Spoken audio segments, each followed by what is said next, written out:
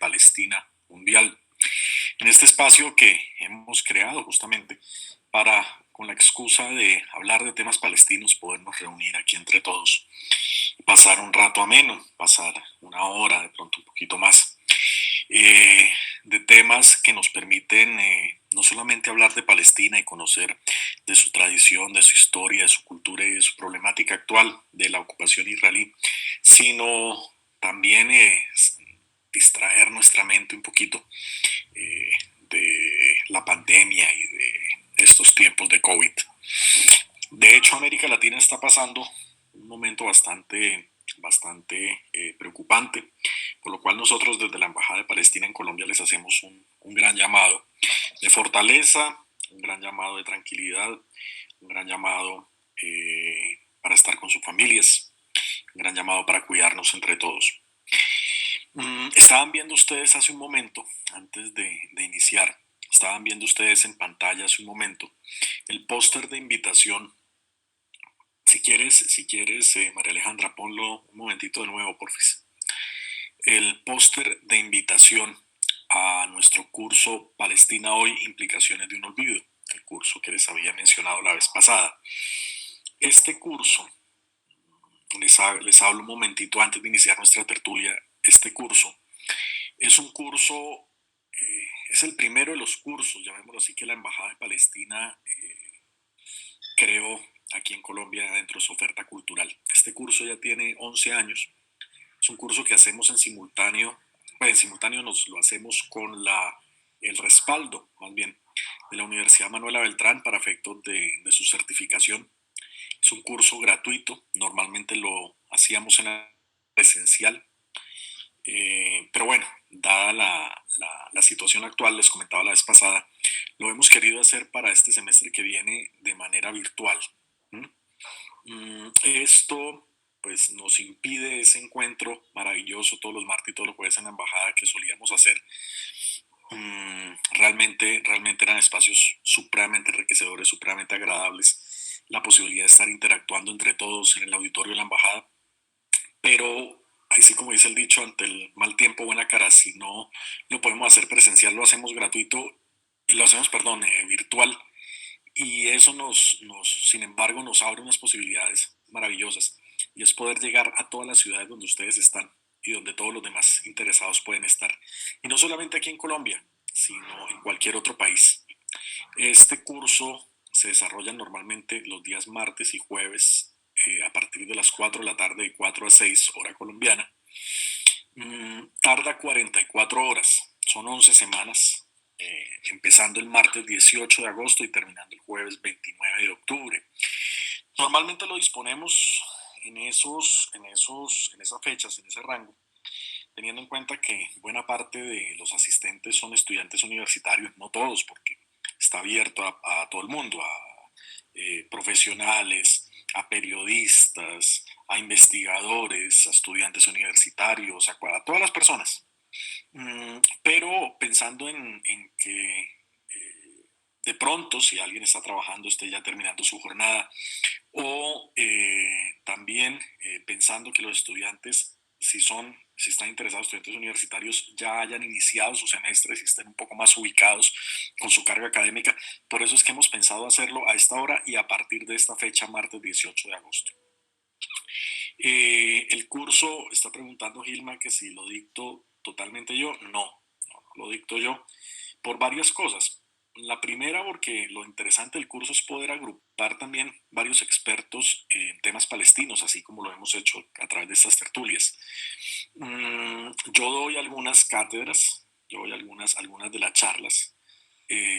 No me puedo privar el placer de hacerlo, pero tenemos varios profesores invitados, muchos profesores invitados. La idea es que ustedes vean también puntos de vista de otras personas, no solamente el mío. Además, me parecería supremamente aburridor, supremamente harto que siempre tengan la visión mía, y pues para mí un honor, pero yo creo que los aburro todos los días siempre con la misma historia. Entonces, que puedan tener visiones de otras personas. La idea es que se puedan inscribir en el correo que está ahí, centroestudiosárabes.colombia@gmail.com, que es el mismo correo desde donde les llegan a ustedes las invitaciones para estas tertulias. No tiene ningún costo, es totalmente gratis. Se certifica por la universidad, en esto quiero ser muy enfático. La universidad pues obviamente tiene que cumplir unos requisitos de calidad y unos requisitos de asistencia para poder certificar, y entonces la universidad es muy enfática con el 90% de la asistencia al curso, ¿sí? Para poderlo certificar. Las personas que no se quieran certificar, pues no importa, pero las personas que pretendan, tengan en su mente certificarlo, tendrían que acreditar cuando menos el 90% de la asistencia. Esto es muy importante porque infortunadamente hemos tenido casos que por alguna razón una persona no logra el 90%, eh, pues nos hace la observación que es su certificado que lo requiere, y entonces tenemos que volver siempre a lo mismo, decirles, mire, lo que pasa es que en la universidad nos certifica muy estrictamente con el 90% de la asistencia al curso. Los cursos son buenísimos, mal haría yo en hacernos autopropaganda, pero en este caso sí lo hago, son cursos espectaculares. Y cada curso es distinto al otro, aunque los temas sean los mismos en términos generales y la estructura sea la misma, en sí cada sesión es diferente. Los temas siguen 5 líneas, una sobre geopolítica, que es la introductoria, la otra que es la más larga, que es la historia en detalle de Palestina. La tercera tendría que ver con el derecho, los aspectos desde el derecho. La cuarta tendría que ver con los aspectos desde la comunicación. Y la quinta tendría que ver ya con sociedad y cultura.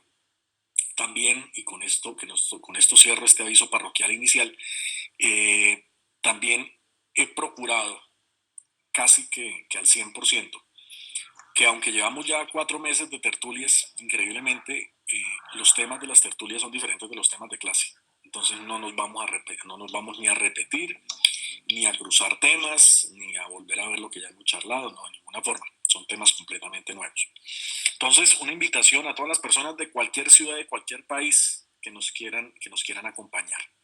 Ahora sí, un saludo a todas las personas, a Nadia Caterín, un saludo, ¿cómo estás? A Axel, a Gilma, a Liliana, a Milena desde Ecuador, un gran saludo a una gran amiga que es Milena Olivares. A Claudio Ramírez, Mauricio Tobar, a Fallis, Luis Fernando, un saludo. A Henry de Jesús, a Gilma, que ya la había saludado por ahí, a Nina, buenas tardes. A Claudio, a Indira, a la doctora Sonia, una gran amiga, un saludo. Ricardo Silva, mi estimado colega Javier Correa de la Universidad Central, gran saludo. Germán Mojica, muy buenas tardes. Yamile, Yamile nuevamente, María Herrera, Windy, un gran saludo en general para todas las personas. Yasmín, un gran saludo también. Isabel desde Cali, bienvenidos todos entonces a esta tertulia, que en parte quise hacerla por sugerencia de ustedes mismos. Hola Adela, ¿cómo estás? Por sugerencia de ustedes mismos, en la semana pasada habíamos hablado de la posibilidad de volver a tocar el tema de Jerusalén. Yo les había dicho que ya en algún momento habíamos hablado de la historia de Jerusalén. De hecho, la repetimos. En su momento repetimos esa tertulia. Algunas personas, yo me acuerdo mucho, la primera de las fechas, mmm, tuvieron alguna dificultad para ingresar a la sala, todavía lo hacíamos por Blackboard, y en ese momento la sala que abrimos para esta tertulia de Jerusalén limitó el acceso, creo que a las 60 o las 70 primeras personas. Hubo muchas personas que se quedaron por fuera, y entonces la repetimos la semana siguiente, ya con la plataforma Blackboard abierta.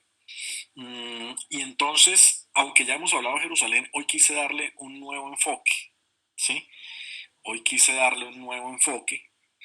La idea es que combinemos un poquito de esa tertulia pasada sobre Jerusalén, pero más allá de hablar de la historia de Jerusalén, les quiero proponer como eje de discusión la geopolítica.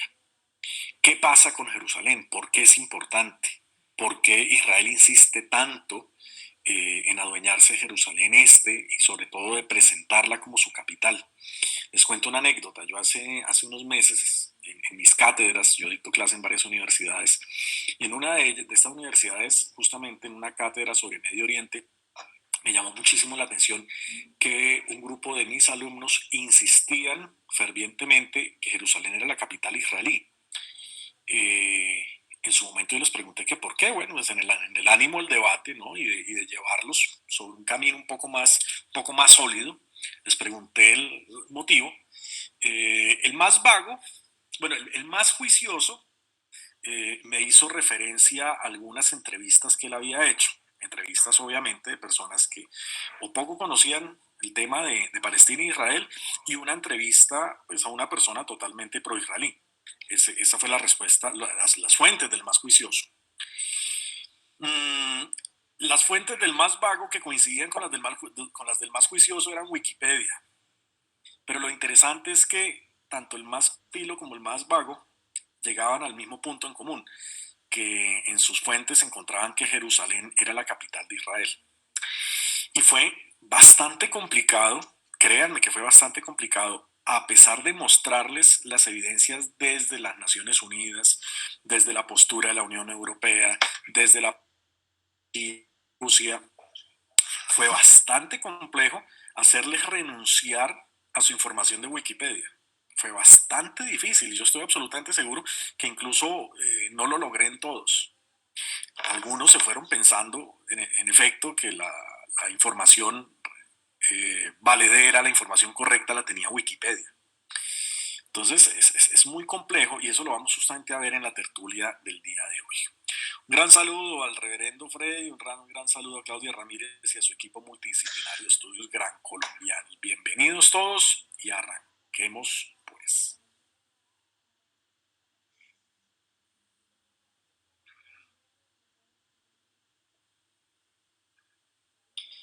Bien, ¿qué vamos a charlar entonces en esta tertulia? Vamos a charlar los siguiente. Tres puntos muy concretos, muy puntuales. El primero, recordar un poquito generalidades geopolíticas de Palestina y por qué esa importancia histórica de Jerusalén, siempre enfocado a Jerusalén. Segundo, un poquito hablar de la situación en el terreno, ¿no? ¿Qué pasa con Jerusalén dentro de la ocupación israelí de Palestina? Y el tercer punto es esa ganancia política y de propaganda, ¿no? Que tiene Israel hablando de Jerusalén como su capital. Así vaya en contravía del derecho internacional y así vaya en contravía de la posición del sistema internacional. Esos son los tres puntos que vamos a charlar en esta tertulia de la tarde de hoy. Empecemos entonces por las generalidades geopolíticas de Palestina. A mí siempre me parece fascinante. Y en parte porque esa es mi formación, ¿no? Yo les he dicho que soy internacionalista. Y en parte a mí me apasionan este tipo de análisis. Yo soy feliz con los mapas. Hoy, entre otras cosas, vi algo que me apasionó. Yo no pensé que este tipo de mapas pudieran existir. Era un mapamundi en madera con unos pequeños adhesivos para pegar en la pared. Me pareció fascinante. Apenas termine la tertulia, tengo la misión de ir a buscar uno de estos, porque puedo pasar horas frente a un mapa tratando de descifrar el comportamiento de los estados, por qué el estado A se la juega con un aliado, con una alianza, por qué proyecta su poder hacia determinada región, cuál es el valor geopolítico de la zona X, cuáles pueden ser los intereses geopolíticos de cualquier otro actor, cómo se configura geográficamente una región. Yo soy embobado con los mapas. Yo pudiera tener 1000 mapas en mi casa y aún así pensaría que son insuficientes. Y cuando miro el mapa de Europa, Asia y África, yo tengo que llegar a un punto en común y es que la gran bisagra de esos tres continentes es el Medio Oriente. Cualquier proceso de migración en cualquiera de las direcciones entre estos tres continentes pasa por el Medio Oriente. ¿Sí? Hay una pequeña puerta entre Europa y Asia. Las personas que de pronto vivan allá o tal vez hayan hecho turismo por esta zona lo pueden recordar muy bien. Y es estando en Rusia, cuando los montes Urales terminan, los montes Urales no terminan contra el mar Caspio directamente, sino que terminan unos centenares de kilómetros un poco más al norte. Y entonces el punto desde donde terminan los montes Urales y empieza el mar Caspio, esa llanura, llamémoslo así, es una llanura que va a comunicar directamente Moscú, entre otras cosas, con el centro de Europa, con Berlín. ¿Mm? Esa llanura ha sido utilizada en el pasado en ida y vuelta, ¿no? Con las invasiones mongolas, por ejemplo, fue utilizada, y las invasiones de los hunos, fue utilizada para entrar desde Asia a Europa. Y en el proceso napoleónico y de Alemania en la Segunda Guerra Mundial fue utilizada por los europeos para entrar y acercarse lo más posible a Moscú. Pero con la excepción de esa puerta, de esa llanura tan importante geopolíticamente hablando, con la diferencia de esa llanura, el único y otro posible paso entre Europa y Asia es justamente a través de Turquía, o sea, a través del Medio Oriente. No es gratuito que Turquía hoy incluso tenga un pie acá y otro pie allá. Cuando ustedes han ido de paseo a Turquía, y ojalá lo hayan hecho así, y si no, cuando vayan, los invito a que lo hagan, es maravilloso, tomar el paseo en ferry entre una orilla y la otra. ¿Sí? Y uno ahí entiende esa posición geopolítica fundamental de Turquía y ese enlace entre los dos continentes. Enlace antiquísimo, enlace histórico, enlace muy importante, entre otras cosas, cuando Europa cristiana hizo los procesos de las cruzadas. Si no hubiera sido por ese paso, muy difícilmente se hubiera podido conectar, o bueno, muy difícilmente no, más difícilmente se hubiera podido conectar Europa con Tierra Santa. ¿Mm? Entonces, eso tiene un valor geopolítico fundamental, este punto. Y ni hablar entonces del cruce en dirección al África. Si usted quiere ir de Europa al África, usted tiene dos pasos, sin contar el paso naval, obviamente. Usted tendría que saltar desde el sur de España al norte del África, por lo que hoy es Gibraltar, o atravesar por Turquía y llegar al norte del África, que incluso le va mejor, ¿no? Le va un poco mejor en términos de geografía y de vegetación, porque usted salta por Gibraltar y usted va a encontrar, aunque no es exclusivamente desértico, porque pues, ustedes pueden encontrar en Argelia, en Marruecos, sobre todo en las regiones costeras, ciudades y regiones con algún tipo de vegetación y de carácter fértil muy interesante, pero obviamente no se compara con el Valle del Nilo, que está desde el otro lado, entrando usted al norte del África vía Medio Oriente, no vía la costa oriental del Mediterráneo o vía la Media Luna Fértil. Cuando ustedes visiten o hayan visitado Argelia, Marruecos y hayan visitado también Egipto, ustedes o uno comprende con mayor facilidad también que para llegarle al África desde Europa había que utilizar el Medio Oriente, sin duda alguna, sin duda alguna. Entonces, por esto es que los principales procesos migratorios pasaron por esta región. Fue una región, o ha sido una región de tanto dinamismo y que ha visto tantos pueblos. Me gusta mucho leer a Eric Hobsbawm, y hay un libro que se llama Naciones y Nacionalismo, que se los recomiendo, es buenísimo para leer en tiempo de tertulia. Es cortito, pero es muy bueno. Y en este libro, justamente, Hobsbawm en algún momento menciona la importancia del Medio Oriente en cuanto a la migración y la conformación de sociedades. ¿Mm? No de gratis, aquí encontramos las ciudades más antiguas del mundo, como cuando lo hablábamos en la tertulia de Jericó. No de gratis es que encontramos tantos aportes a la sociedad occidental y las primeras ciudades como cuando lo mencionaba el doctor Eduardo Kronfli, padre en sus tertulias de aportes de Occidente del Medio Oriente a la cultura occidental. ¿Sí? Entonces, aquí es donde se ve esa geopolítica. Y Jerusalén, como lo mencionábamos en su momento, una ciudad también bastante antigua, más o menos del 5000 antes de Cristo, imaginen ustedes, donde empezaron a tener los primeros asentamientos, en una cima que inicialmente se llamaba Urusalim, o sea, en referencia a una deidad local de ese momento, la casa del dios Salim, o la casa del dios Salem, que no fue, entre otras cosas, y aquí hay que insistirlo, Jerusalén no nace por tradición hebrea. Jerusalén ya existía miles de años antes que tuviera alguna repercusión hebrea. Entonces, obedece más a deidades locales su creación que incluso a algún otro tipo de formación de algún pueblo que haya llegado desde afuera. Esta Jerusalén con el tiempo va a irse organizando iba a ser centro de gravedad político, iba a ser centro de gravedad militar, incluso va a ser centro de gravedad económico de los procesos migratorios y de los imperios que por allí pasaron. Alejandro Magno se maravilló con Jerusalén. Hasta allá llegaron los mongoles, por mencionar un ejemplo. Además que está ubicada en el punto intermedio de esa Palestina histórica.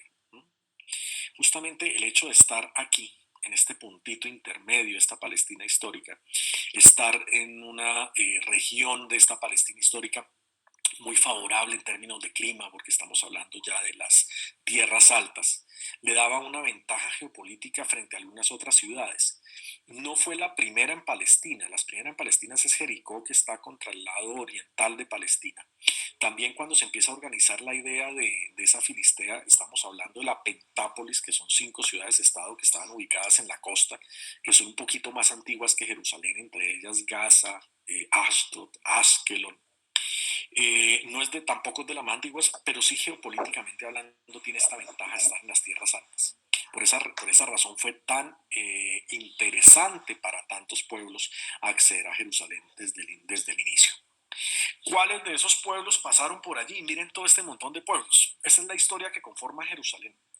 Y no es solamente Jerusalén. Cuando hablábamos de la tertulia sobre Jericó, nosotros decíamos que Jericó se construía sobre 23 capas, 23, escuchen bien, 23 capas de diferentes civilizaciones. Cuando los arqueólogos han trabajado en Jericó, han identificado a la fecha, hoy 2020, 23 capas, una sobre la otra, de pueblos que han pasado por Jericó.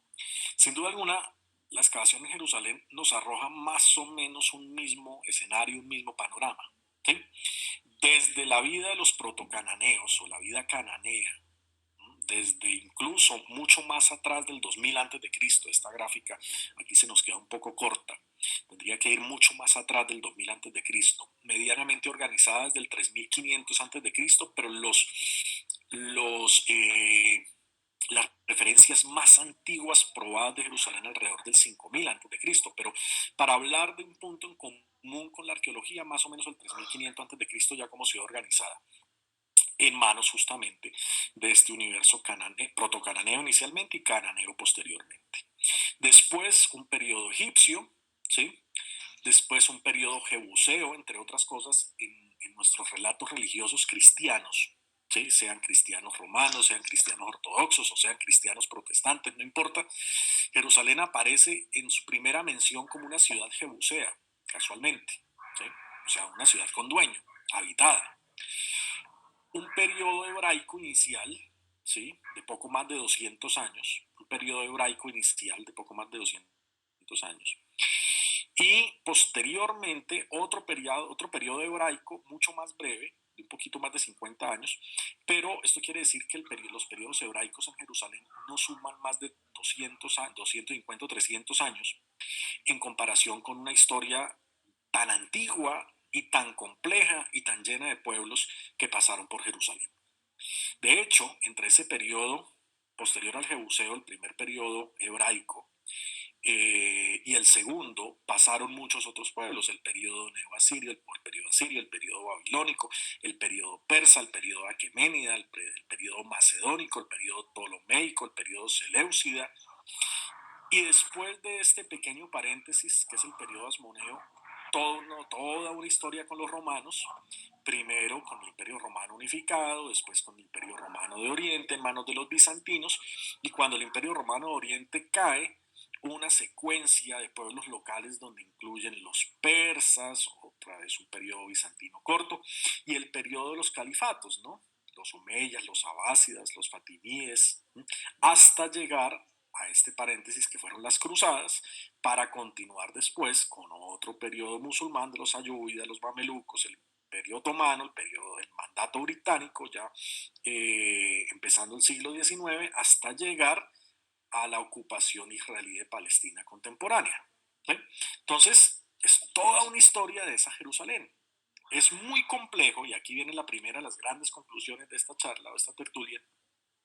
Es muy complejo que el sionismo hoy plantee que Jerusalén es una construcción hebraica o que Jerusalén les pertenece, o que Jerusalén es la historia única o la ciudad única para la historia del sionismo o incluso del mismo judaísmo, cuando por un lado ha sido tan construida por tantos pueblos y por otro lado la existencia misma de los palestinos dentro de Jerusalén ha sido mucho más antigua que la existencia misma de cualquier otro pueblo dentro de Jerusalén también. ¿Sí? Entonces es una gran, como diría mi mamá en Cúcuta, es una gran tosudez o testarudez insistir que es que la historia de Jerusalén va atada exclusivamente y monopólicamente al tema hebraico. Eso es desconocer toda esta riqueza histórica y cultural del Medio Oriente y geopolítica, del Medio Oriente y geopolítica de Jerusalén. Ahora bien, ya entrando en la parte pues actual, ¿sí? Miremos un poquito Jerusalén dentro del conflicto palestino-israelí, dentro de la ocupación más bien israelí de Palestina. Lo primero para mencionar antes de entrar a un mapa es el carácter plurirreligioso, y eso lo vamos a mencionar en repetidas ocasiones en esta tertulia. El carácter plurirreligioso no solamente de Palestina en conjunto, sino particularmente Jerusalén como parte integral de Palestina. Es una ciudad donde ustedes van a encontrar la riqueza religiosa, histórica, arqueológica de las tres religiones, del judaísmo también, pero del cristianismo también y también del islam. Y esa foto en parte lo resume, ¿no? El muro de lamentos, la mezquita del Domo de la Roca de fondo, y también con iglesias cristianas, bueno, Al-Aqsa y las iglesias cristianas también de fondo, ¿no? Sobre todo la Basílica del Santo Sepulcro, la cual vamos a hablar en un momento.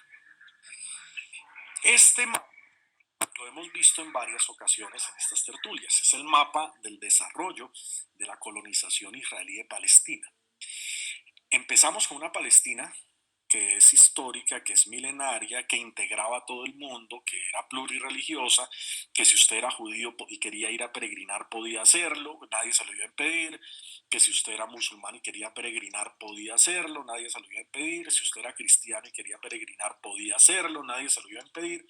Esta Palestina histórica que empieza a llenarse, sin embargo, de asentamientos financiados por los Rothschild y el sionismo desde Europa, en ese proyecto geopolítico y colonial del sionismo que encuentra eco en los intereses coloniales británicos y franceses y que posteriormente va a permitir la creación del Estado de Israel partiendo a Palestina en dos a través justamente de la resolución 181 de Naciones Unidas de 1947 que ya hemos mencionado antes. Y entonces esta Palestina histórica se va recogiendo cada vez más, y en esta partición vamos a ver que Jerusalén mantiene esa posición geopolítica de estar en el centro, más o menos donde estoy apuntando con el puntero en este momento, en el centro de Palestina, dentro de esa porción que Naciones Unidas le había entregado a un Estado palestino en formación, injustamente, porque debía ser una sola Palestina unificada para todo el mundo, pero en ese momento Naciones Unidas dijo, ese pedazo va a ser para los palestinos, y Jerusalén iba a ser una ciudad internacional dentro justamente de ese fragmento del Estado palestino, lo que después iría a ser Cisjordania, eso con el tiempo se va a volver Cisjordania. Después de esta resolución, esto fue en noviembre del 47, para mayo del año siguiente, con la primera de las guerras árabe-israelíes, los israelíes no aceptaron esta resolución y antes al contrario pidieron más, avanzaron en la primera guerra árabe-israelí hasta Jerusalén oeste, la parte occidental de Jerusalén, y se adueñaron de la parte oeste, y este mapa se volvió lo siguiente, ¿sí?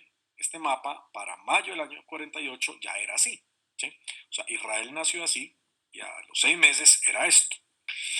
Este mapa va a perdurar hasta el 67, por eso es que el mapa está fechado de 1967, pero lo que les quiero mostrar es que Israel en esta guerra del 48 llega hasta la parte oeste de Jerusalén y se la adueña, así como se adueñó los otros pedazos en Cisjordania y en Gaza, así como se adueñó este triángulo, así como se adueñó todo este contorno, ¿sí?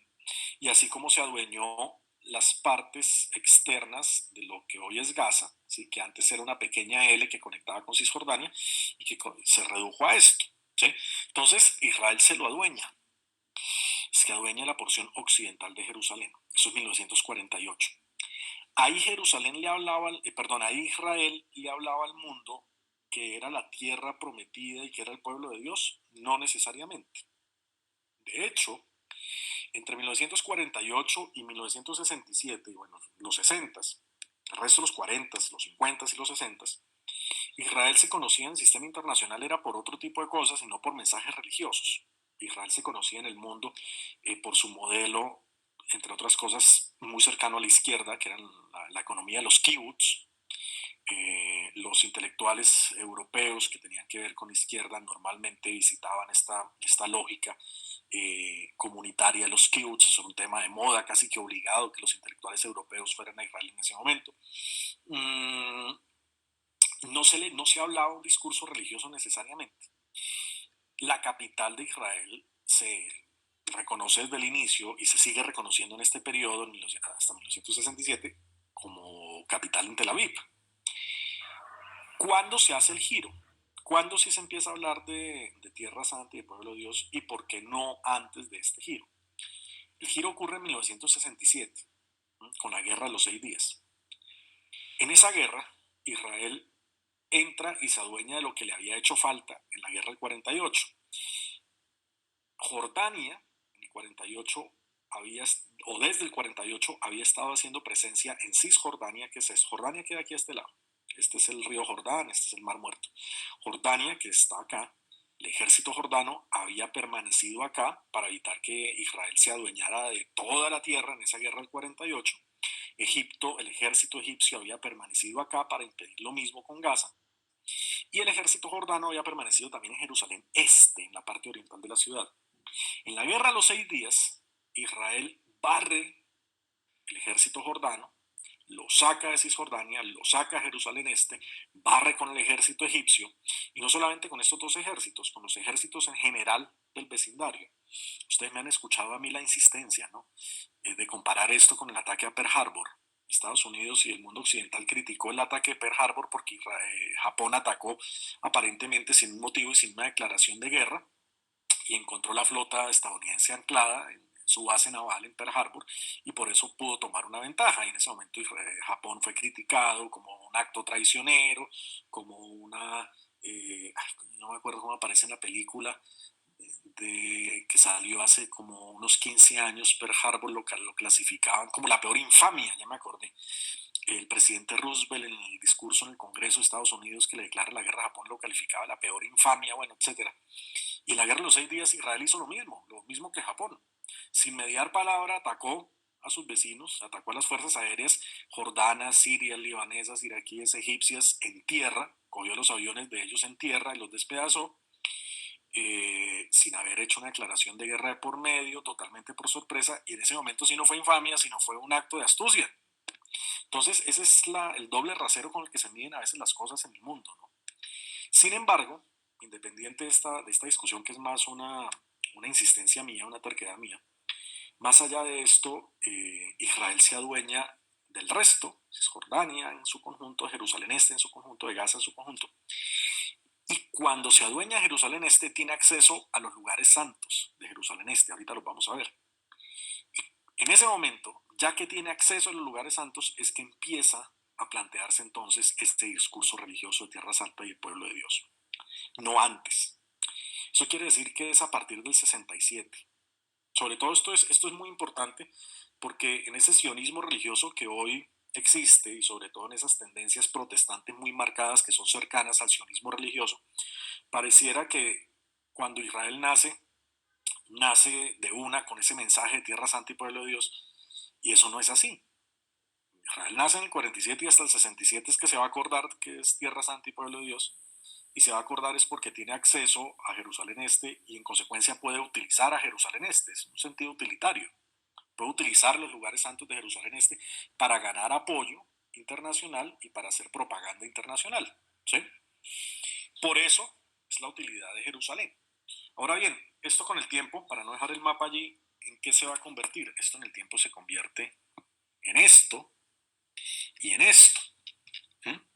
Y ese es prácticamente el estado actual de las cosas en Palestina, con Jerusalén como centro de gravedad del poder de la ocupación israelí, aprovechando esta cintura que se le hace a Cisjordania, y sobre todo como punta de lanza para fracturar a Cisjordania en dos grandes bloques, un bloque al norte y otro bloque al sur. ¿Eh? Eso lo podemos ver con más claridad en este mapa. Esto es Cisjordania, Jerusalén está acá, aquí donde tengo el puntero. Es la cintura de Cisjordania. es toda la cintura. Si ustedes se dan cuenta, evidentemente el espacio más angosto es entre Jerusalén y el Mar Muerto. Si usted quiere partir Cisjordania en dos, le queda más fácil partirlo por acá y no partirlo por arriba o por abajo. Si usted quiere partir a Cisjordania en dos, es mucho más fácil por este lado. ¿Cómo ha sido esa estrategia israelí para llevar a cabo esa colonización de Cisjordania? Me lo han escuchado en otras tertulias. Este era el mapa, un poco los acuerdos de Oslo, donde se partía a Cisjordania en tres zonas, zona A, zona B y zona C. En principio todo es palestino, pero con el tiempo gradualmente Israel se iba a retirar de Cisjordania y Jerusalén Este. Y lo primero que iba a quedar autónomo eran estas zonas anaranjadas. Con el tiempo Israel se iba a retirar de las zonas que están en blanco. Esto no pasó, esto no ocurrió. Y con el tiempo más bien, ¿qué ocurrió?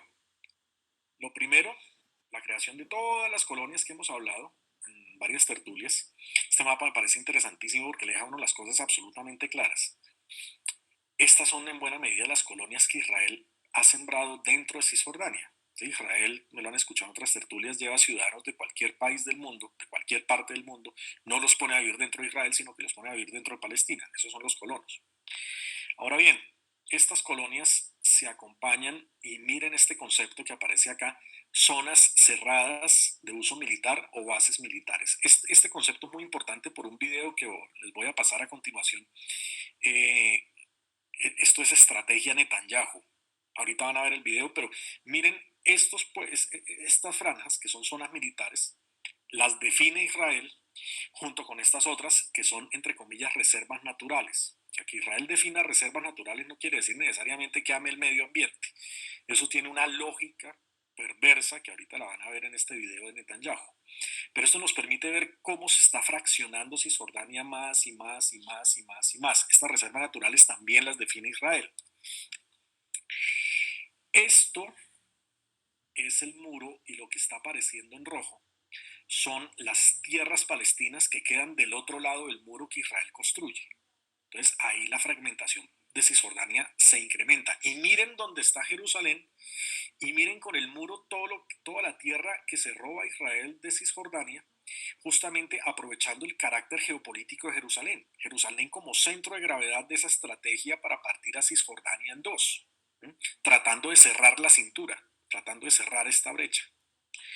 Ahora bien, esto todavía se complica o se amplía de la siguiente forma. Esas colonias tienen una red de carreteras que son de uso exclusivo de los colonos. Por estos caminos que están apareciendo ahí no puede transitar ningún palestino. Eso es de uso exclusivo de los colonos. Estando en Palestina, estando en Cisjordania en este caso. Y la mayoría de estos caminos confluyen evidentemente en Jerusalén. O sea, Jerusalén estaría en buena medida o está en buena medida desconectada del resto de Cisjordania. Una serie de bloqueos o cerramientos que afectan también la movilidad de los palestinos y las aldeas alrededor de estos bloqueos y cerramientos, generando un resultado así. Esta es la Palestina, no la Palestina que debiera ser, ¿no? Esta es la Cisjordania resultante de esa ocupación israelí, ¿no? Justamente con Jerusalén de nuevo aquí en toda la mitad. Esta línea verde es lo que nos muestra el deber ser de las cosas, ¿no? Este debiera ser el deber ser, pero ese deber ser Israel nunca lo ha respetado. Jerusalén está aquí, en toda la cintura entonces. Ese proyecto colonizador israelí no pudiera existir sin Jerusalén como pivote geopolítico, como centro de gravedad geopolítico. Esta es otra cosa que no les expliqué. Estos son retenes militares que tiene Israel para limitar la movilidad de los palestinos dentro de los caminos terciarios que los palestinos pueden utilizar. ¿Bien? Ok.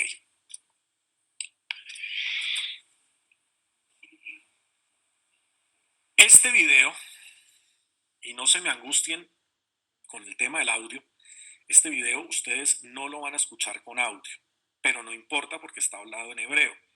Lo que interesa son los subtítulos. Lo que va a aparecer en amarillo son las respuestas que hace Netanyahu, ¿sí? Lo que va a aparecer en azul o en verde son preguntas que le hacen los familiares de Netanyahu. Este es un video que se logró filtrar hace ya décadas. cuando se firmaron los acuerdos donde Israel entregaba o entregaba, no se retiraba más bien de partes de Hebrón y le daba la autonomía a la Autoridad Nacional Palestina de partes de Hebrón. Y entonces la familia lo confrontaba y aquí Netanyahu es muy honesto, está en su círculo familiar y explica su intención de no retirarse nunca de Palestina justamente. Lo que nos interesa son los textos que están en amarillo. Por ahí hay un texto que sale en blanco, es una explicación que hace un narrador, pero no afecta para nada la visualización del video.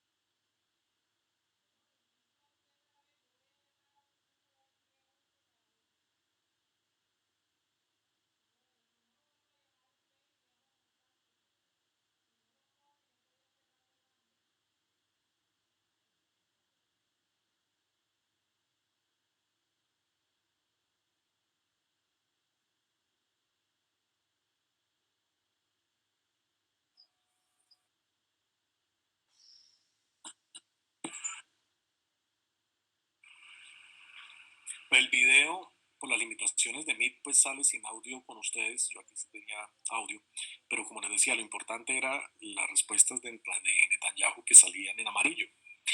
En esas respuestas, ¿qué se puede ver?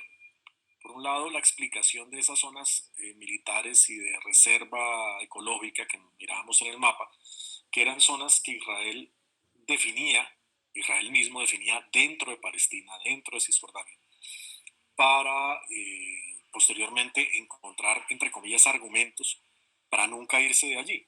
Eso es lo que estamos viendo, entre otras cosas, con el plan de anexión que discutíamos también en otra tertulia.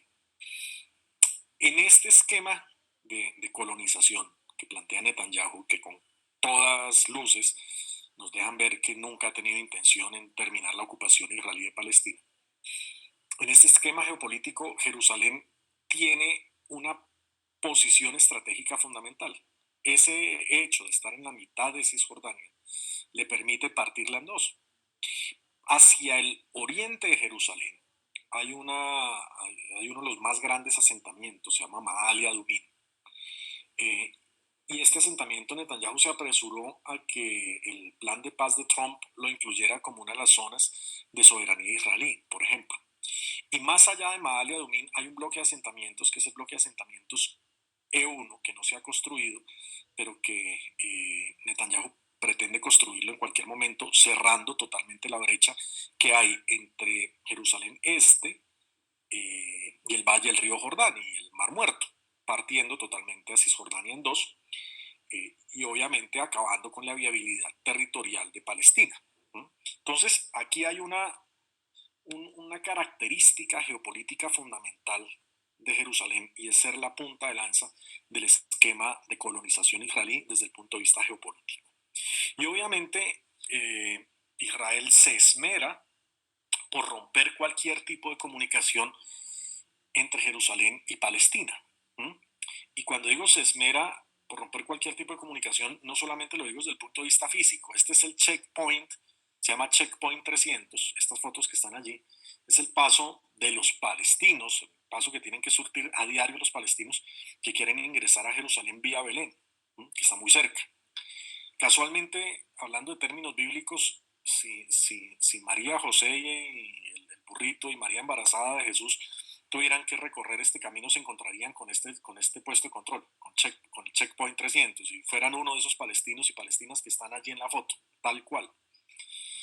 Entonces, existe un interés, una insistencia israelí por romper cualquier vínculo palestino con Jerusalén. En primer lugar, físicamente hablando, y en segundo lugar, también histórico y espiritual. En estos días hemos visto una agresividad más alta de la usual, llamémoslo así, israelí en contra de los centros culturales palestinos en Jerusalén. Apresando directores de centros culturales, apresando directores de orquestas, apresando el gobernador palestino de Jerusalén Oriental, con un afán absolutamente claro por borrar cualquier tipo de vínculo, incluso cultural, histórico, físico, con Jerusalén. Los palestinos de Jerusalén, los que viven dentro de Jerusalén, normalmente permanecen en un cerramiento muy estricto que hace la policía israelí de sus barrios y de sus casas. Entonces es una situación bastante difícil la que viven los palestinos dentro de Jerusalén y los que quieren ir a Jerusalén de alguna forma y los que trabajan en Jerusalén. E incluso a la hora de votar, también esto ha sido un obstáculo insalvable, porque Israel no acepta que en las elecciones palestinas los palestinos de Jerusalén voten, porque de cierta manera sería reconocer que eso es tierra ocupada y en consecuencia que es tierra palestina. Entonces los israelíes niegan la posibilidad de que si hay elecciones en Palestina, los palestinos de Jerusalén voten ahí y no los dejan ir hasta Palestina a votar. Y en consecuencia, o al resto de Palestina más bien, para ir a votar. En consecuencia, pues no tiene sentido hacer unas elecciones donde no se puede incluir a la totalidad de la población. Ahora, el tema religioso es un tema interesante porque la hostilidad religiosa también está diaria, también es diaria. Y la hostilidad religiosa es la hostilidad no de los musulmanes en contra de los judíos como nos lo ven de los medios de comunicación, sino en el caso de la ocupación israelí de Palestina, es la hostilidad religiosa del régimen israelí y de los fanáticos colonos en contra de lo que no es religión judía. En este caso, de los sitios sagrados musulmanes y de los sitios sagrados cristianos. Yo aquí quiero enfatizar algo sin ánimo incendiario ni nada, obviamente, sino con un ánimo académico. Pero quiero enfatizar que, por ejemplo, cuando uno lee el Talmud, que es uno de los lineamientos teológicos del judaísmo, no la Torah, sino el Talmud, el otro. Dependiendo del Talmud que uno coja, sobre todo si uno coge el Talmud Babilonia, uno va a encontrar menciones absolutamente agresivas y despectivas con el mundo cristiano, ¿no? Pero brutales, brutales. Alguna vez, justamente haciendo un debate con un líder de una comunidad protestante, él me mencionaba fragmentos de la Torá y yo le mencionaba fragmentos del Talmud. Y al final le decía, explíqueme usted como cristiano cómo acepta o cómo aceptaría una referencia al cristianismo como la que está planteada de esta forma, ¿sí? Entonces, esa hostilidad religiosa es por igual a lo que a los cristianos, más bien, y a los musulmanes. La mezquita del Domo La Roca, la mezquita de Al-Aqsa, ha sido hostigada en muchas ocasiones. Incluso la mezquita del Domo La Roca hace un tiempo se intentó incendiar, así como se han incendiado iglesias en Europa y en América Latina. La Basílica del Santo Sepulcro ha sido atacada por colonos israelíes también. La foto que está en el centro es de un monasterio en Jerusalén Este, un monasterio cristiano atacado por fanáticos israelíes. En consecuencia, esa ocupación tiene un carácter de hostilidad religiosa, pero no de aquí para allá como no lo venden los medios de comunicación, sino de allá para acá más bien, ¿sí? Ese es un tema que está permanente en Jerusalén. Ahora bien, ¿cuál es la ganancia, entrando ya en la última etapa? ¿Cuál es la ganancia eh, de adueñarse de Jerusalén Este y de proponerlo como tierra israelí? ¿Cuál es la ganancia que tiene el sionismo? Es una ganancia elemental. Miren ustedes,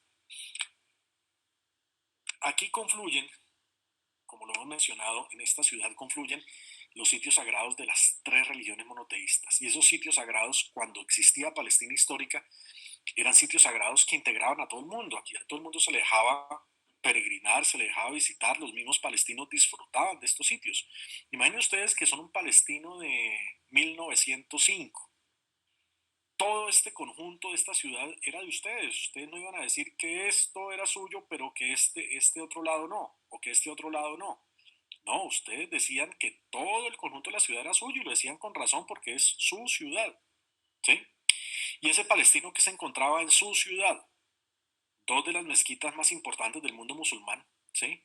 El Domo La Roca y la mezquita de Al-Aqsa, en un espacio de unos 70 metros tal vez.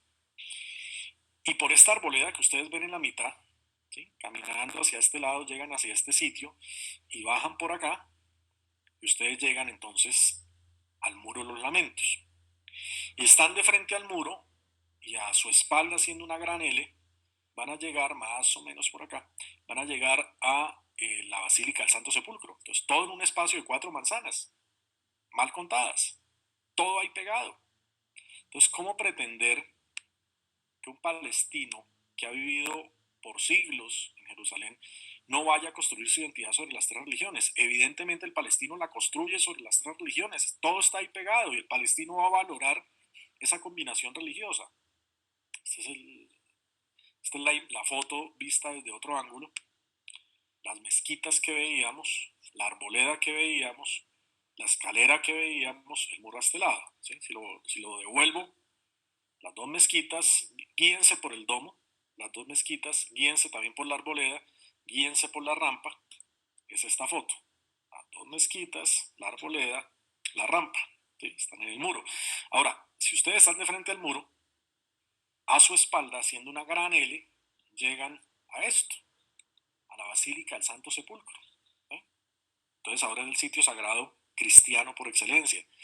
Si lo miran desde el aire, es esto, las dos mezquitas, el muro, y haciendo esta gran L que yo les decía, bueno, ni tan grande, haciendo esta L que les mencionaba hace un momento, está la Basílica del Santo Sepulcro. Y la Vía Dolorosa en este lado, entre otras cosas, ¿sí? Entonces, de la Vía Dolorosa, ¿qué tenemos? Ah, bueno, antes de ir a la Vía Dolorosa, Y esa ciudad vieja además se reparte por barrios desde tiempos inmemoriales. Barrio de los palestinos musulmanes o de los locales musulmanes, barrio armenio, barrio cristiano, barrio judío, pero en su momento lo que menos importaba era qué religión era su vecino. Finalmente todos eran locales, todos eran nativos, todos vivían, todos tenían la maravilla de vivir en Jerusalén y todos tenían la maravilla de combinar festividades religiosas. ¿Sí? Imagínense un fin de semana en Palestina. El viernes no se hacía nada porque era feriado musulmán, el sábado no se hacía nada porque era feriado judío y el domingo no se hacía nada porque era feriado cristiano. Es un fin de semana maravilloso, todos los fines de semana del año así. Ahora bien, esa vida dolorosa que es y esa Jerusalén que tiene, miren, tienen maravillas como estas. Este es el perímetro de las murallas que rodean el perímetro de Jerusalén. Esta en la tertulia sobre historia de Jerusalén las mencionamos. Estas las construyeron, se mandaron a construir en el siglo XVI por orden de Solimán o Solimán el Magnífico, cuando la ciudad de hecho estaba dominada por los turcos, por el Imperio Otomano. Ese es el amurallamiento externo de Jerusalén. 8 puertas hoy se conservan, sobre todo la puerta de Damasco se conserva, la puerta de Herodes, la de los Leones, la puerta dorada, que es donde se asume que Jesús entró en Semana Santa, la puerta de Dum, la puerta de Sion, la puerta de Jafra, la puerta nueva. Este es el amurallamiento de otro lado, construido entre 1520 y 1566. Todavía conserva las puertas que les mencioné hace un momento y 34 las torres originales construidas por los turcos, por los otomanos en ese momento, por Solimán el Magnífico. Aquí hay que destacar el carácter también plurirreligioso de varios de esos periodos de Jerusalén, ¿no? Tanto en manos de los otomanos como en manos de los árabes se permitía o se respetaba los sitios de culto de las otras religiones, tanto cristianas como judías y musulmanas. Por eso reitero que el que quería peregrinar podía hacerlo sin necesidad de inventarse, partir esto y crear un estado artificial encima de Palestina. La cúpula de la roca, que veíamos hace un momento en la explanada de las mezquitas, construida en el siglo VII. Es el sitio donde Mahoma ascendió al cielo. Así como Mahoma asciende desde acá, el Santo Sepulcro cristiano aparece supremamente cerca. Miren la magia de vivir en Jerusalén, por ejemplo. El muro de lamentos, desde el templo del rey Salomón, siglo X a.C., destruido por Vespasiano, ¿no? Las legiones romanas al mando de Vespasiano. Esto se ve ahora desde el Monte de los Olivos en la iglesia Getsemaní, la iglesia Santa María Magdalena. Todo eso está en Jerusalén Este, en la parte palestina. El Monte de los Olivos, aquí hay iglesias interesantísimas, bellísimas, como la iglesia,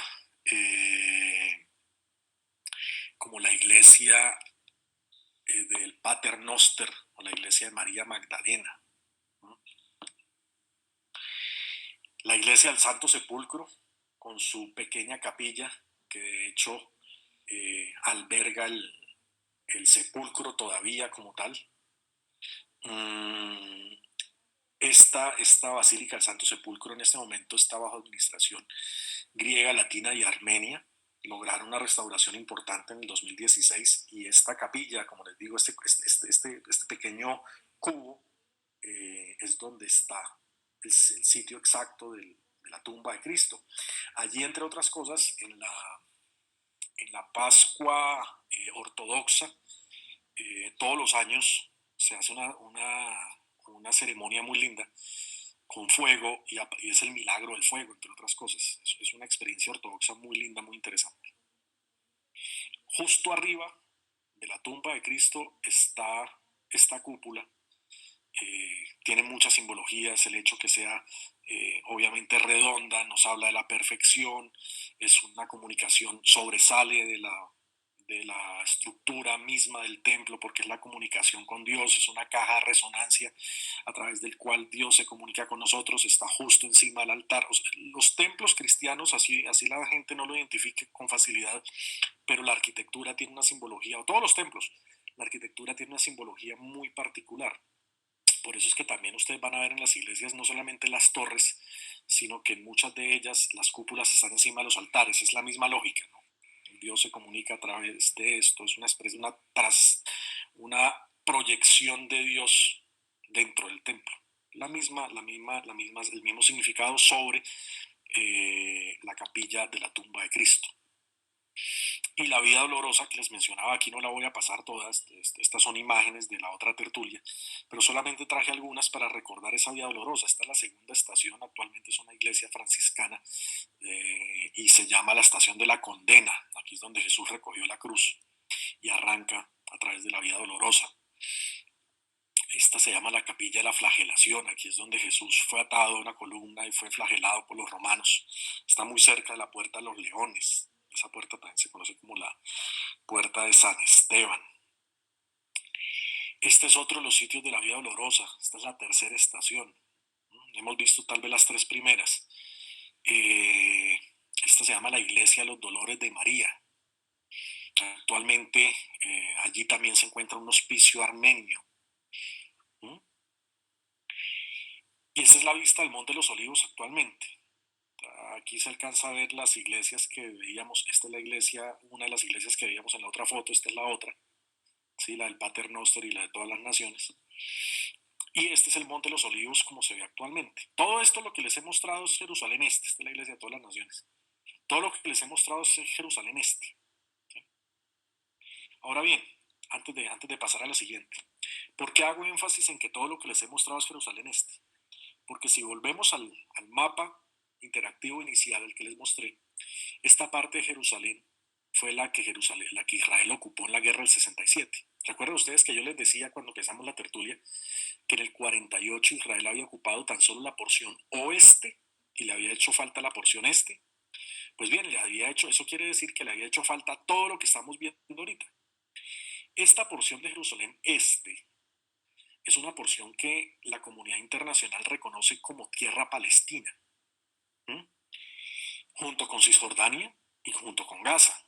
Actualmente la legalidad internacional, el derecho internacional dice territorio palestino está compuesto por tres componentes: Gaza, Cisjordania y Jerusalén Este. O sea, todo esto que estamos viendo, el derecho internacional lo reconoce como tierra palestina, como suelo palestino ocupado. ¿Ya? Ahora, Israel le importa un pepino lo que diga la comunidad internacional, le importa muy poco lo que diga el derecho internacional, y dice sencillamente: yo no reconozco a Jerusalén Este como tierra palestina, por el contrario, anexo Jerusalén Este, digo que Jerusalén está unificada y digo que es la capital eterna de Israel, pasándome por alto que la comunidad internacional insiste que la capital israelí es Tel Aviv. ¿Ya? Y entonces empieza toda una estrategia mediática y comunicacional, el sionismo, para vender lo que no es, para insistir en la idea que Jerusalén, por un lado, está unificada, cosa que no es cierto. Como les he dicho, Jerusalén existe en su parte oeste y en su parte este. La parte oeste es israelí, la parte este es palestina. Pero Israel insiste en presentarla como algo unificado y como su capital, pasándose por alto el derecho internacional, pasándose por alto lo que dice la comunidad internacional, pasándose por alto lo que diga el Consejo de Seguridad de las Naciones Unidas. Sencillamente coge y lo vende como si fuera propio. Entonces se apalanca en temas de turismo religioso, por ejemplo. Entonces las agencias de viajes venden la idea que Jerusalén es la capital israelí y que además es Tierra Santa. Y aquí es donde se ve la ganancia. Por un lado es tema de recursos, porque es turismo religioso que se adueña Israel. ¿Sí? Todo ese dinero, ese turismo, cuando ustedes van a Jerusalén Este, cuando ustedes visitan la Vía Dolorosa, aunque estén en suelo palestino, los israelíes nunca le van a decir que eso es suelo palestino. Y en segundo lugar, toda esa platica que usted se va a gastar allá, eso queda para Israel, siendo suelo palestino y explotando recursos palestinos y explotando el turismo palestino. Todo eso se lo queda a Israel. Pero más allá de eso, más allá de las ganancias del turismo religioso, que son gigantescas, está la ganancia política. Y es poder promoverse frente al mundo Israel como tierra santa. Si no tuviera los lugares santos, pues no se pudiera promover al mundo como tierra santa. Por esa razón no lo hace entre el 47 y el 67. Pero cuando a partir del 67 ya se adueña de todo esto, ahí sí se presenta y se promueve frente al mundo como Tierra Santa, y entonces empieza a ganarse el favor político de sectores políticos en el gobierno, de sectores sociales, de muchas iglesias protestantes, de muchas iglesias cristianas, de muchas iglesias católicas, que cuando le mencionan Tierra Santa, piensan que por abrazar un sionista están más cerquita de Dios, y eso no es así. ¿Sí?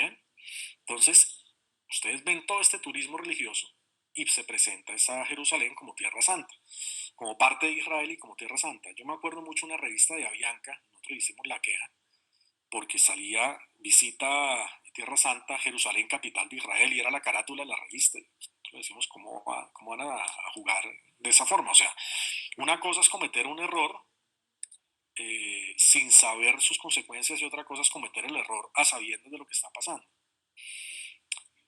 Este es el ejercicio de Google. Cuando uno googlea capital de Israel en Google, inmediatamente el motor de búsqueda muy construido desde los intereses del sionismo y con recursos del sionismo, les va a mostrar que la capital de Israel es Jerusalén. ¿Sí? No les va a hablar nada de lo que les he mencionado, ni Jerusalén Este, ni Jerusalén Oeste, ni la historia palestina en Jerusalén Este, ni nada de lo que les he mencionado, sino sencillamente Google les dice la capital de Israel es Jerusalén. Por eso mis alumnos andaban tan confundidos y fue todo un trabajo convencerlos que esto que muestra Google tiene una intencionalidad política y que no refleja la realidad, ni refleja el carácter legal del asunto. ¿Bien? Y si ustedes cogen y buscan todavía más el camino del vago y buscan por Wikipedia, en Wikipedia les va a salir esto. ¿Sí? En Wikipedia les va a mostrar que la capital de Israel de nuevo es Jerusalén. Entonces el estudiante vago, pues de nuevo vuelve y me dice, pero profe, pero si yo busqué hasta en Wikipedia sale. Eso no nos muestra ningún tipo de rigor ni la realidad del asunto. Es lo que nos muestra es una intencionalidad el que está pagando ese anuncio. Este libro lo encontré alguna vez en un duty free, en un aeropuerto internacional. 30 cosas para hacer en Jerusalén como Israel. Y lo curioso es que muestran, entre otras cosas, es el Domo La Roca, ¿no? El sitio musulmán. Ahora, ¿qué dice la legalidad internacional? Hay decenas de resoluciones de Naciones Unidas que insisten que Jerusalén Este no es israelí. Esta es la más reciente, 2334, es de Consejo de Seguridad de Naciones Unidas, es de obligatorio cumplimiento. Esta resolución condena todas las medidas que tienen por objeto alterar la composición demográfica, el carácter y el estatuto del territorio palestino ocupado desde el 67, incluida Jerusalén Oriental, incluyendo entre otras cosas la construcción y expansión de los asentamientos, el traslado de colonos israelíes, la confiscación de tierras, la demolición de viviendas y el desplazamiento de civiles palestinos en violación del derecho internacional humanitario y las resoluciones pertinentes. ¿Qué le prohíbe Israel a los palestinos que viven en Jerusalén Oriental? Les prohíbe, les dificulta no solamente el movimiento, los tienen cerrados en un cercamiento policial y además les prohíbe hacerle mejoras a sus casas y permanentemente se las está demoliendo para construir Israel soluciones de vivienda para sus colonos allí. O sea, eso es un proceso de judeización de Jerusalén, tratando de expulsar a los palestinos que viven allí. ¿Y qué exige esta resolución? Que insisto, no es la única, hay decenas, les traje la que es la más reciente. Aquí, ¿qué insiste? Uno, reafirma que el establecimiento de asentamientos por parte de Israel en Palestina, territorio palestino ocupado, incluida Jerusalén Este, no tienen validez legal y constituye una flagrante violación del derecho internacional. Reitera su exigencia de que Israel ponga fin de inmediato a todas las actividades de asentamiento en territorio palestino, incluida Jerusalén Oriental. Subraya que no se reconocerá ningún cambio a las líneas del 4 de junio del 67, incluso en lo que respecta a Jerusalén. O sea, nadie en el mundo le reconoce a Israel que Jerusalén Este es territorio israelí, salvo el mismo Israel y Estados Unidos. De resto, nadie en el mundo. Ah, bueno, y Google y Wikipedia. Y tal cual Púlpito. Pero de resto, nadie en el mundo le reconoce a Israel que Jerusalén es unificada y que Jerusalén Este es israelí, o sea, donde están todos estos lugares santos. Bien, pero, bueno, del asunto, tenemos sin embargo tenemos sin embargo, el tema de la influencia religiosa. Viajes cristianos a Israel, los mejores viajes a Israel para la iglesia cristiana. Entonces, es la explosión no solamente ideológica, sino también del turismo religioso de Jerusalén. Y esta me llamó muchísimo la atención y con esta ya prácticamente cierro. Y a paso a los comentarios y a las preguntas. Esta es, because I am a Christian, I stand with Israel. Cristianos unidos por Israel. Con la foto de Jerusalén de fondo. Entonces, con esto lo que quise fue hacer un pequeño recorrido con ustedes, no solamente por las calles de Jerusalén, sino hacer un pequeño recorrido con ustedes por la importancia geopolítica que tiene Jerusalén dentro de la ocupación israelí de Palestina y sobre todo dentro de esas ganancias políticas y esas ganancias de propaganda que maneja el sionismo. Voy a leer algunos comentarios y algunas preguntas.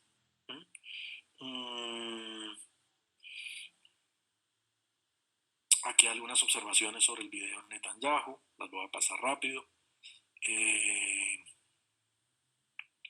Muy triste ver este paso por donde tienen que transitar los palestinos su propio territorio, escribe Yasmina a propósito del checkpoint 300. Marta Cadena, la estrategia evidente es sitiar, estrangular, asfixiar.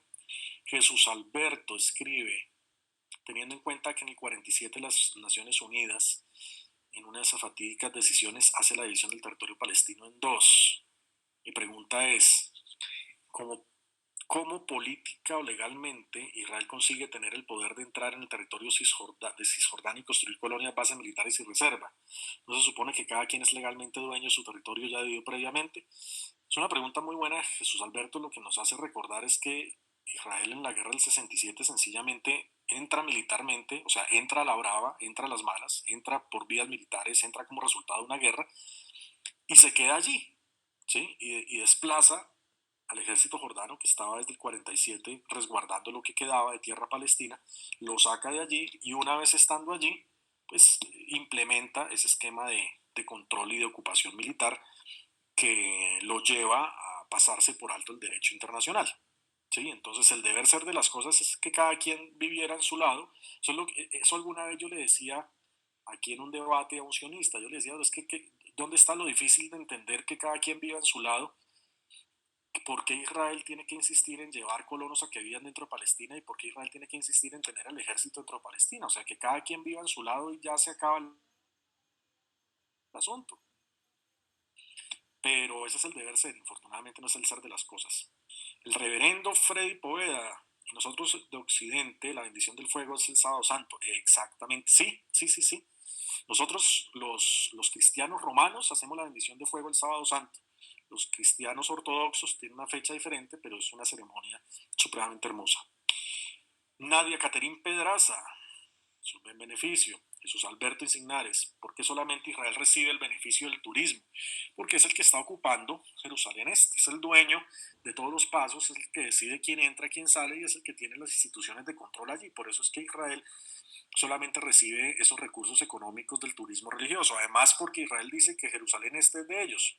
Así el derecho internacional diga otra cosa. Entonces, en ese sentido, como ellos dicen que es de ellos, pues ellos se quedan con la plata. Gilma Lor, incluso muchas veces, yo no sé si a ustedes les ha pasado con esos viajes religiosos, los montan en un avión, el avión aterriza en Tel Aviv, ustedes van a hacer un recorrido religioso con un guía seguramente que habla español, que es israelí, y ustedes pueden ir incluso, no solamente a Jerusalén Este, ustedes pueden estar yendo a Belén, a Jericó, pero el guía nunca les va a explicar que eso es Palestina, sino les va a decir es que están en Tierra Santa, o sea, que eso es Israel. Y ustedes llegan aquí a Colombia absolutamente convencidos que estuvieron en Tierra Santa, o sea, en Israel. Gilma, y además propician el paso de embajadas a Jerusalén, a pesar de que la ONU se pronunció después de lo de Trump. Sí, en efecto, Estados Unidos, creo que Guatemala todavía la mantiene, el resto nadie más en el mundo, todos los otros países la tienen en Tel Aviv las embajadas. Sonia Martínez, precisamente los medios, RCN, por ejemplo, invita a Israel Tierra Santa. En efecto, nosotros en la embajada hemos hecho mil y una carta cada vez que el Tiempo saca una separata de turismo o el Espectador o cualquier otro medio diciendo que Israel es Tierra Santa. Esa es la importancia de formar periodistas en el lenguaje preciso del conflicto. El primero, no llamarlo conflicto necesariamente, es una ocupación. conflicto nos transmite la falsa idea de una simetría. Y por otro lado, Jerusalén Este no es israelí, o sea, es que no se lo están inventando los palestinos, es que es una lógica de la comunidad internacional.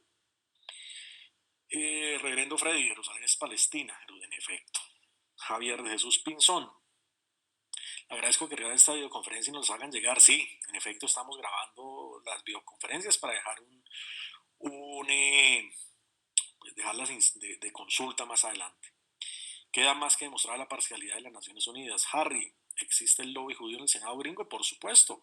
Le recomiendo, Harry, un libro que se llama The Israeli Lobby in U.S. Foreign Policy, lo escribe John Mearsheimer y Stephen Walt, donde hace un resumen muy bueno del lobby israelí, del lobby sionista, más que el lobby judío no existiría en ese sentido, no vendría al caso, sería el lobby sionista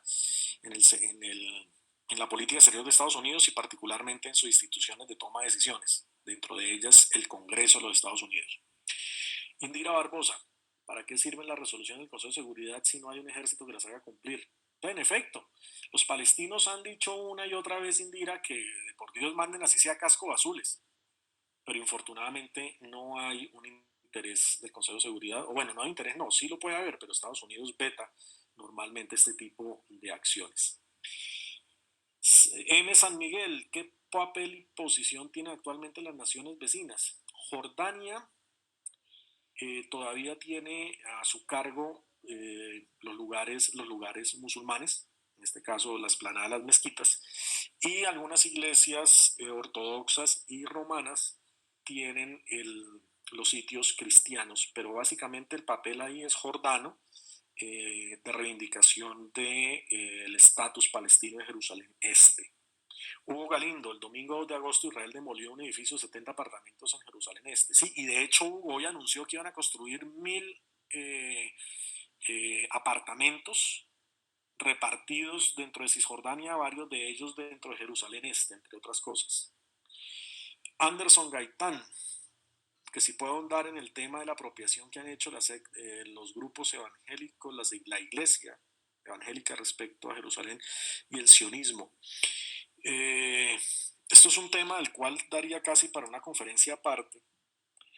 Yo no soy teólogo, pero solamente diría lo siguiente, que esa explicación de pueblo de Dios que maneja el judaísmo y que algunos grupos protestantes manejan es una interpretación de pueblo de Dios venida del Antiguo Testamento, no del Nuevo, porque el Nuevo amplía la noción de pueblo de Dios a todos los que sigamos el mensaje de Jesús, no solamente los hebreos, partiendo de un supuesto que también es discutible, y es que los israelíes actuales sean esos hebreos bíblicos, cosa que no lo es, pero pasando por alto ese pequeñito detalle, de por sí la definición del Nuevo Testamento es una definición supremamente amplia y en consecuencia en algún debate yo decía una frase muy dura, yo decía asumir la definición de pueblo de Dios atada exclusivamente al pueblo hebreo es una definición anticristiana porque es una definición del Antiguo Testamento y no del Nuevo, o sea, va en contravía del mensaje teológico de Jesús, pero como les digo, no soy teólogo y eso sería un tema de una conferencia aparte. Ivonne Estefan, el país que no cumple las resoluciones, ¿qué sanciones recibe? Una pregunta excelente que hace Ivonne Estefan. Normalmente un país que en el mundo no cumple una resolución del Consejo de Seguridad de Ivonne es sancionado, es castigado y hay tres tipos de sanciones, políticas, militares o económicas. El problema es que Israel es el país del sistema internacional que más resoluciones viola el Consejo de Seguridad sin que le pase nada. Y básicamente no le pasa nada pues por la sombrilla que le ofrece Occidente, particularmente Alemania, el Reino Unido y Estados Unidos. Bueno, y Francia también, hasta cierto punto. Ivette Yassir, y un saludo para Ivette, una gran amiga de la comunidad colombo-palestina. El ejército, la mayoría de sus soldados son extranjeros pagados. Actualmente Israel retiene los ingresos económicos de Palestina. Sí, hay un problema supremamente fuerte que está mencionando Israel, y que está mencionando Ivette sobre Israel, y es que todo el sistema económico palestino, todos los impuestos, todo, la asistencia internacional, las remesas, todo entra primero al sistema financiero israelí y por eso es que Israel los puede retener como lo está haciendo actualmente. Hay una crisis financiera en este momento, además del COVID, además de la ocupación y además de mil problemas, hay una crisis financiera causada por Israel en Palestina desde hace ya varios meses. Nadia Caterini, lo peor es que esas fotos de esa ocupación, que uno toma fotos de esa ocupación y ya después no las tienes en tu cámara, entonces es una forma de ocultar la realidad. Sí, en efecto, alguna vez yo también acompañé unos viajes de periodistas a Palestina en, una, en, una, en un esquema de formación de periodistas que teníamos aquí en Colombia y siempre les hacía esa recomendación, tomaran fotos, lo tuvieran en varios backups, incluso virtuales, porque es muy estricto ese manejo de información también por parte de Israel. Lo que plantea Nadia Caterina es totalmente cierto. Javier Correa, Palestina, Tierra Santa, en efecto.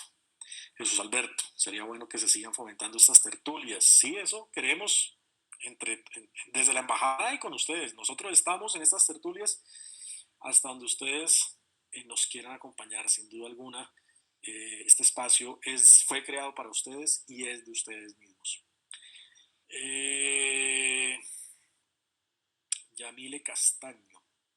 ¿Qué diferencia hay entre sionismo y los judíos? Bueno, sionismo, Yamile, esto fue motivo de una tertulia muy interesante que incluso aprovecho y los invito antes que del cierre de la tertulia de hoy se me pase. La tertulia de escucharlo se llama Rafael Araya Masri, es el presidente de COPLAC Latinoamérica. O sea, es la Confederación Palestina, América Latina y el Caribe. Es todo un personaje, él ya estuvo acompañándonos en otra ocasión, lo va a hacer desde Buenos Aires, él vive en Argentina. Invitadísimos, eso va a ser este miércoles, la tertulia este miércoles es con él. Inviten a las personas que ustedes quieran acompañarnos, va a ser una charla fenomenal. Y Rafael en su primer tertulia justamente mencionó lo que Yamil estaba planteando. En resumen, Yamil, el sionismo es una ideología política que tiene mucho de colonial y de racista, mientras que el judaísmo es una religión absolutamente respetable y que cada uno va por caminos separados, a pesar que el sionismo está insistiendo en adueñarse del judaísmo para blindarse de las críticas actuales y acusar de antisemita al que se opone al sionismo. Hay una definición, entre otras cosas, que me llamaba mucho la atención. Decía, en el pasado, antisemitismo era el que odiaba a los judíos. Hoy antisemitismo es el que los sionistas odian. Es un juego de palabras muy interesante. Entonces, hoy antisemita es aquel que los sionistas señalan por ser crítico de sus posturas, adueñándose del dolor de los mismos judíos. Omar Alejandro Hernández, llama la atención lo que estoy diciendo frente al tema de las agencias de viajes como andan a Jerusalén, la capital de Israel. Sí, es un poder muy fuerte ese tema del turismo. El nombre del libro, ya se siente.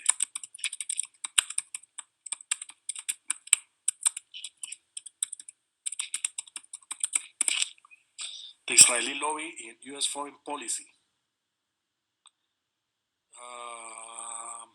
Sonia Martínez, significa resultado lobby sionista del alcalde de Medellín. Sí, en efecto, sionismo no escatima esfuerzos por llevar líderes políticos y influencers y generadores de opinión a Israel.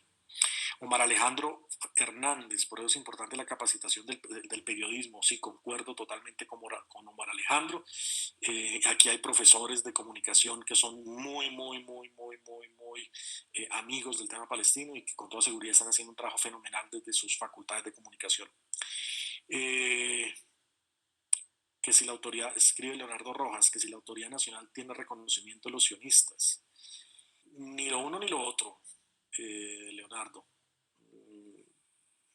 En su momento, Arafat reconoció la existencia del Estado de Israel y en su momento las Naciones Unidas reconocieron primero a la OLP como representante del pueblo palestino y después al gobierno palestino, la Autoridad Nacional Palestina como su forma de gobierno y a partir de hace unos años al Estado palestino.